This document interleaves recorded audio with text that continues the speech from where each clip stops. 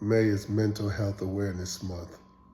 It was founded by an organization called Mental Health America that wanted to reduce the stigma surrounding mental health in communities. It was founded back in 1949.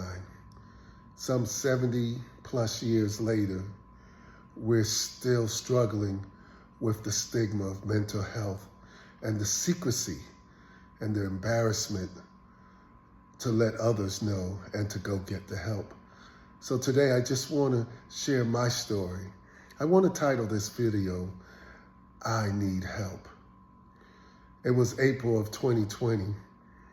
I traveled to New Jersey to visit with my mom, and at this time she was in a nursing home, and we were sitting in the cafeteria, and I decided to read snippets of my manuscript for my second book, The Birds in My Head Finally Learned to Sing.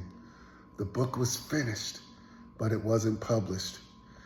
I was waiting to return back home after my visit to send it off to the publisher. And thank God I did, because less than 2 weeks later, we were in the middle of a pandemic in this country. So there I was sitting in the cafeteria and I'm reading. And my mom, because dementia had finally showed up in her life, she was sitting there with her eyes closed, seemingly in a faraway place. And I was just reading, and I said, Mom, listen to this chapter, listen to this page. And I just moved freely throughout the book, sharing words and places in the book. The book is about mental health, and it's loosely based on my experiences with my sister. Her name is Joy, but in the book, the young lady is Sunshine.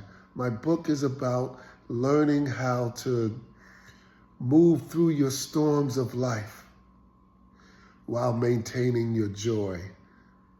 And it's so important in this time that we're living in that we learn how to not get bogged down by the things that are happening around us, but to learn that in spite of what's happening, I can still have joy. We'll talk about that more in later videos coming up in the next couple weeks. But right now, back to I need help. So I'm reading to my mother. Finally, I decide that I wanted to go home. So I decided to just close up, and I'm near tears, but I just said, Mom. And I'm looking at her and her eyes are closed. And I said, how can I publish this book to share with others how to keep their joy as they go through their storms of life?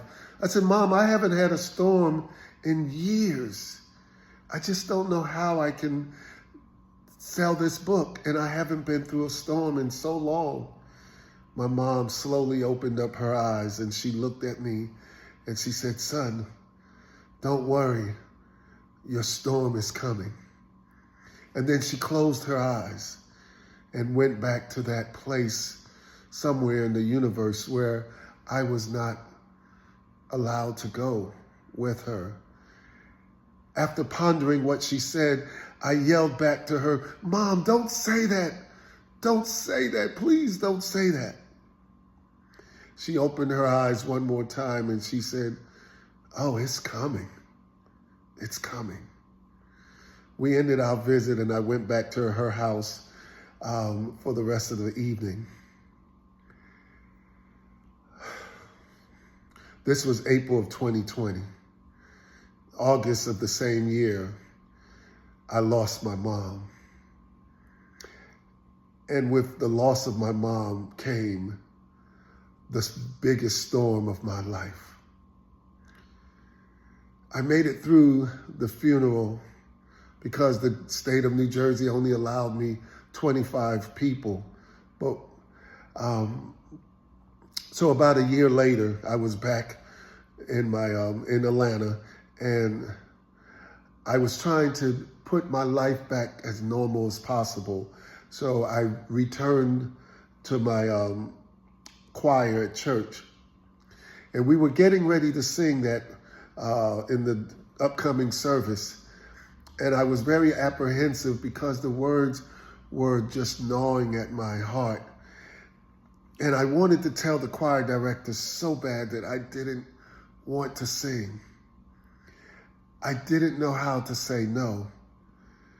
One thing, I'm going to move ahead and say that one thing we must learn to do when you're going through grief, when you're going through your storm, normalize being able to tell people no if this is not the right time.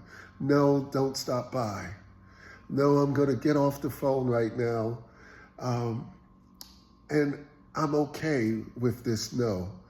So anyway, I'm telling you guys to say no or normalize the no, but I wasn't able to normalize it that day. So eventually the service came and I found myself standing in the choir loft. We were singing a song called Even Me by Patrick Lundy and the Ministers of Music.